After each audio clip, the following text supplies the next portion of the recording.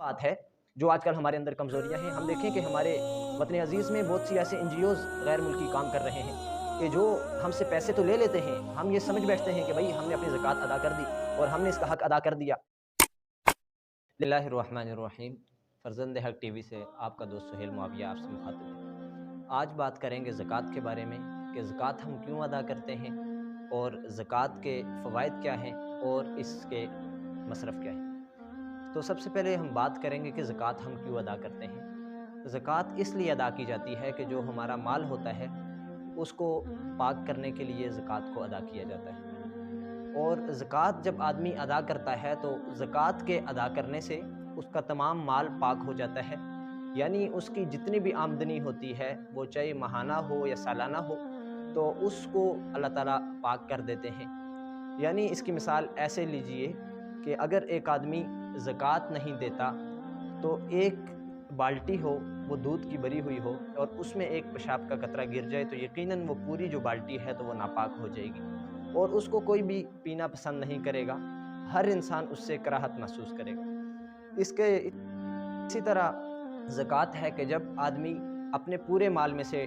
2.5% زکوٰۃ ادا کر دیتا ہے تو اللہ رب العزت اس کے تمام مال کو پاک اور صاف فرما دیتے ہیں۔ اور زکوٰۃ کے اب مصارف کیا ہیں، زکوٰۃ کن لوگوں کو دینی چاہیے، اس میں جیسے قرآن پاک میں فرمایا گیا کہ اس کے 8 مصارف بیان کیے گئے، اس میں غرباء ہیں، مساکین ہیں، اسی طرح جہاد فی سبیل اللہ جو لوگ کر رہے ہیں ان کے لیے، اور اس طرح جو 8 مصارف ہیں قرآن پاک میں بیان کیے گئے ہیں۔ لیکن آج کل کے دور میں یہ ہمیں دیکھنا ہوگا کہ جب بھی ہم زکوٰۃ ادا کریں تو ہم سب سے پہلے تو یہ دیکھیں کہ ہم نے کن لوگوں کو زکوٰۃ دینی ہے، اور اس میں ہم یہ دیکھیں کہ یہ لوگ زکوٰۃ کے مستحق ہیں بھی یا نہیں، اس چیز کو ہم نے دیکھنا ہوگا۔ اور اس کے ساتھ ساتھ جو بہت ہی اہم بات ہے جو آج کل ہمارے اندر کمزوریاں ہیں، ہم دیکھیں کہ ہمارے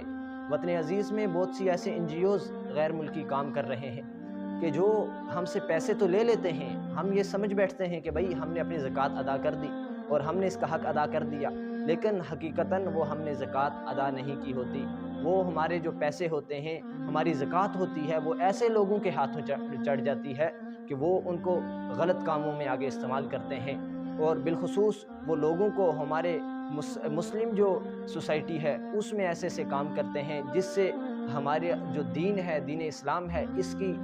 جو عمارت ہے اس کے گرنے کا خطرہ ہے، اور یقیناً وہ ہمارے اسلام کو کمزور کرنے کے لیے استعمال کی جاتی ہیں۔ اب بات یہ ہے کہ زکوٰۃ کے فوائد کیا ہیں۔ دیکھیے زکوٰۃ کے فوائد یہ ہیں کہ جب آدمی زکوٰۃ ادا کرتا ہے تو اس کو کسی چیز کی ٹینشن اور پریشانی نہیں ہوتی، وہ ہر ٹینشن سے پریشانی سے بچ جاتا ہے۔ یعنی ایک آدمی کے پاس ہے اربوں خربوں میں اس کے اکاؤنٹ میں جو ہیں پیسے پڑے ہوئے ہیں، کیش پڑا ہوا ہے، تو اس کو ایک ٹینشن ہوتی ہے، ایک بوجھ سا ہوتا ہے کہ یار یہ ہو سکتا ہے کہ مجھ سے چوری کر لیں، یا میرا اتنا بڑا گھر ہے یہاں پہ چوری ہو جائے، یا کوئی ایسا وہ میرے ساتھ حادثہ ہو جائے۔ تو جب آدمی زکوٰۃ ادا کرتا ہے تو اس کا دل مطمئن ہو جاتا ہے۔ سب سے پہلی جو چیز ہے نا، دل مطمئن ہو جاتا ہے۔ اس کا جب دل مطمئن ہو جاتا ہے تو اس کا فائدہ یہ ہوتا ہے کہ وہ ہر کام جو بھی کرتا ہے تو اس میں اس کو تسکین ملتی ہے، اور جب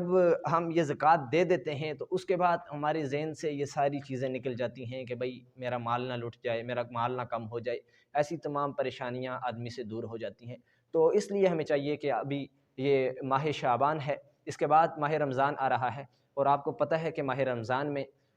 ہر چیز کا جو ثواب ہے وہ اللہ رب العزت بڑھا کر 70 گنا زیادہ کر دیتے ہیں۔ یعنی یہ ہمارے لیے ایک ایسا چانس ہے کہ ایک